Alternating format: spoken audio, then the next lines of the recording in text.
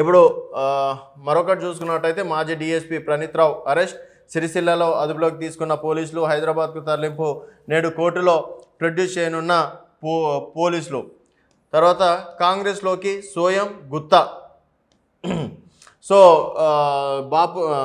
కాంగ్రెస్లోకి సోయం బాపురావు ప్రస్తుతం Adilabad MP, sitting ఎంపీగా ఉన్నారు. అండ్ గుత్తా సుఖేందర్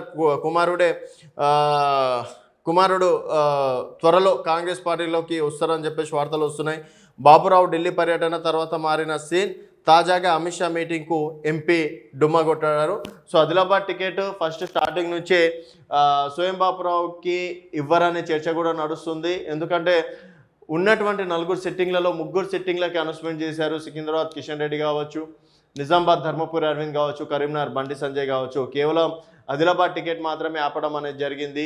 సో మరి ఇన్ఫర్మేషన్ ఇచ్చినందుకే మళ్ళీ సోయం బాపురావు గారు కాంగ్రెస్ తోటి జతకడుతున్నారా లేదా అనేది చూడాలి. అలాగే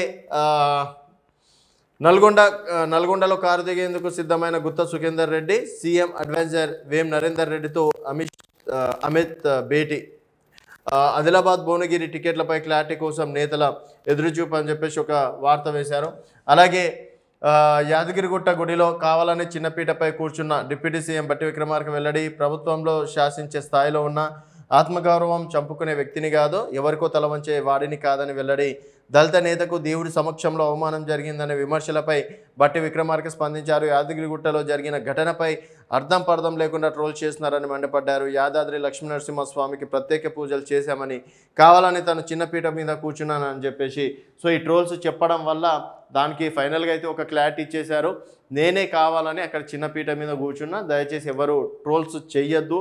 సో ఈరోజు నేను ప్రభుత్వాన్ని శాసించే స్థాయిలో నేను ఉన్నాను కాబట్టి సో ఇప్పటికైనా ట్రోల్స్ మానేయాలని చెప్పేసి చివరగా బట్టి విక్రమార్క గారే ఒక కంక్లూజన్ ఇవ్వడం అనేది జరిగిందని చెప్పేసి కూడా చెప్పుకోవచ్చు.